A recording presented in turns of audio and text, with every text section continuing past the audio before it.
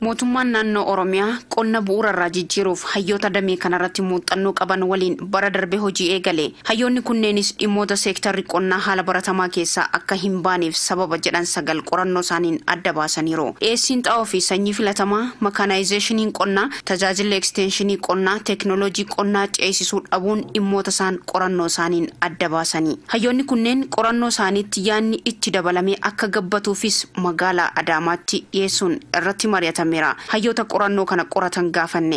Xaa'oo fayyadamuun oomishaaf oomishtummaa dhibbantaa 60 guddisaa yookaan dhibbarraa 60 guddisaa jennee yaadna. Kun qorannoon kan mirkaneessa. Fedhiin yeroo funaanamu ganda sanatti xaa'oo gosa kamtu hangamtu yoom bakka kamitti barbaadama kan jedhu sirriitti qabatamaadhaan hin dhufu. Yogguu dhufus yeroo isaa toon eeggatiin tureetu dhufa. Sun immoo bittaa irratti dhiyeessii irratti dhiibbaa mataasaa qaba. Akka biyyoolessaatti gara sanyii kuntaala miliyoona 12 oli kan barbaachisu. Harka mootummaatiin kan hundumaa oomishne hin dandeenye. Kanaafuu warri sanyii baay'isan gosti adda addaa warri piraayiveetii qaamni garaagaraa itti hirmaachuu qaba jenna. Lammaffaa immoo qulqullina isaa eegee kan immoo sanyii filatamaa kan ba'an hundasaa bakka bakkatti kan ibsa kennee qotee bulaa barsiisee sanyiin akkanaa dhufeera sanyii filatamaa haaraa dhufeera jedhee kan barsiisu piroomooti kan godhu hojjechuu qaba. Hirmaattonnis yaada itti dabalamuu jedhan dhiyeessan. Madaabara ላይ የቀረበው ነገር አሁን እየተጠቀምን ያለነው ትንሽ ነው. Xaa'oo irratti ammas hammi fayyadamaa xiqqaadha. Innumti fayyadamaa jirru kunu naannoos hawaasas akka miineef itti fayyadama irratti hubannoon haa kennamu yaadni jedhu osoo dabalame. Hoogganaan biiroo qonnaaf qabeenya uumamaa Oromiyaa obbo Dhaabaa dabalee qorannoon hayyootaa kun baranumaa hojiirra oolaa jira jedhan. Beelladara xiyyeeffannoo addaatiin bajeta addaatiin akkamitti deemuu dandeenya kan jedhu irratti amma irraa fudhatamee itti deemamaa jira.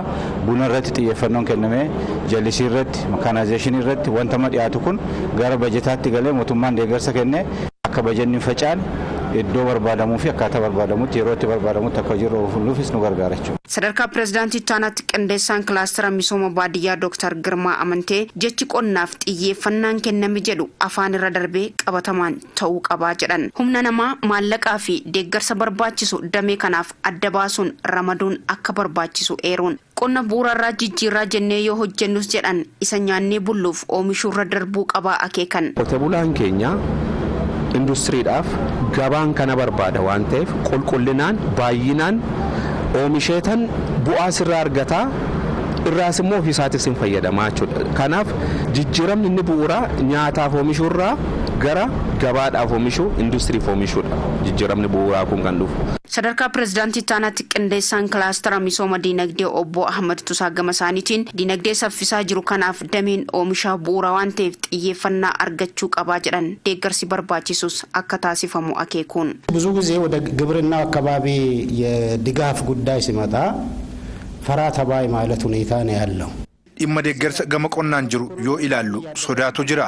Dinagdeen keenya fedhii giddu galeessa godhachuun guddachaa jira. Kanaaf dameen oomishaa saffisaan guddachuu dhabnaan duubatti harkifachuutu mala. Ammas tiraaktara qonnaa irraa taaksii harka 10 kaasuun xiqqaadha. Kan biraa harki 40 vaatiin jira. Kun hin kaane. Kanaafuu osoo taaksii fi vaatii irraa bilisa jedhame. Qorannoon seektara qonnaa ceesisuuf hayyootaan qoratamee dhiyaate kun erga yaadaan gabbateen booda karoora bara dhufuu keessa galuun hojii qabatamaa jijjiiramaa jedhame. Aanaaleen godina Arsii lixaa torba oomisha qonna gannaatiin dabalataan oomisha arfaasaas oomishu. Barana godinicha keessatti akkuma godinaalee Oromiyaa hedduu roobni arfaasaa ture eegaluu fi jalqaba irratti addaan ciccituun sodaa guddaa uumee tureera. Sababa kanaan midhaan faca'ee bakka hedduutti kuun badee kuun irra deebiin akka faca'e itti gaafatamaa itti aanaa waajjira qonnaaf qabeenya uumamaa godina Arsii lixaa obbo Abdallaa Ibrahim himan. Roobni seenuu dhabuudhaan aanaan hedduu arfaasaa kan qotan keessaa ba'aniiranii gara qonna gannaatitti deemaniiranii. Aanammaan qonna arfaasaatu potenshaala gurguddaa qaban itti deemuu hin dandeenye naannoo parsantaa 20 olii miisgooneerra. Ragaan waajjira qonnaaf qabeenya uumamaa godina Arsii lixaa irraa argame akka eerutti barana godinichatti qonni arfaasaa lafa hektaara 100 ta'u irratti qotameera. Godina Arsii lixaa keessatti waggaatti lafa hektaara 340 ta'utu qotama. Lafa kana keessaa lafti harki 30 ta'u ka qonni arfaasaa irratti qotamu. Iddoowwan tokko tokkotti hanqina roobaatiin midhaan osoo hin faca'in hafus midhaan hanqina roobaa jalqaba irratti ture damdamatee biqile garuu haala gaarii irratti waan argamuu fi oomishni arfaasaa eegamu kabara dheengaddaatii gadi akka hin taane obbo Abdalla himan. Oomishni akka bara dheengaddaatti yoo wal bira laalle garaagarummaa guddaallee hin qabu jennee yaadna maaliif booda kan facaasan haala gaariin hin arganna. Aanaalee rooba gaarii argatan keessatti karoorri qonna arfaasaa haala gaariin raawwatamu ogeeyyii misooma midhaanii aanaalee Shaashmanneef Kofoleettu himan. Karoorri qaban hektaara 21,000 fi 991 qabanne isa keessa amma gosa midhaan sadiitiin kan uwwifame 19,000 fi 156. Akka aanaa Kofoleetti lafa hektaara 9,000 fi 740 karoorfanne naannoo hektaara 9,000 fi 179 dhibbentaa parsentii 99 kan raawwanne ta'uu isaati. Hanqinni roobaa jalqaba irratti mudatuus roobni ergasii sirraa'ee waan roobee fi midhaan haala gaarii irratti akka argamu qonnaan bultoonni arfaasaa qotan dubbatan. Garuu midhaan yoo baala laallu baay'ee nu gammachiisee jira.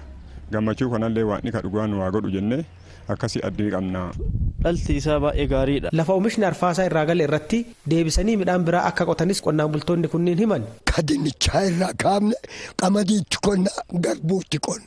Shaanaa yoo irraa ka'e garbuudha. Ogeeyyiin qonnaas ogummaan qonnaan bultoota bira dhaabbatanii deeggaraa akka jiran dubbatan. Kenniinsa deeggarsa ogummaa irratti garuu deeggarsi kennamu wal fakkaataa akka hin taane agabaasaan OBN qonnaan bultoota gaafatee irraa hubateera. Deeggarsa ogeeyyii gandaatiin wal nu kennaniin lafa yeroo dura baqasinee deebinee lammaffaaf sadaffaallee itti deebinee arfaffaarra facaafne.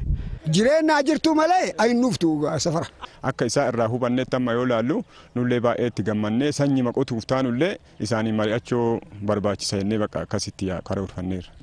Iddoowwan hanqinni humna namaa fi hordoffii jiru irratti qonnaan bulaa deeggaruu irratti hanqinni jiraachuu itti gaafatamaa itti aanaa waajjira qonnaaf qabeenya uumamaa godina Arsii Lixaa obbo Abdallaa Ibrahim himan rakkoo kana furuuf hojjetamaa jiras jedhan.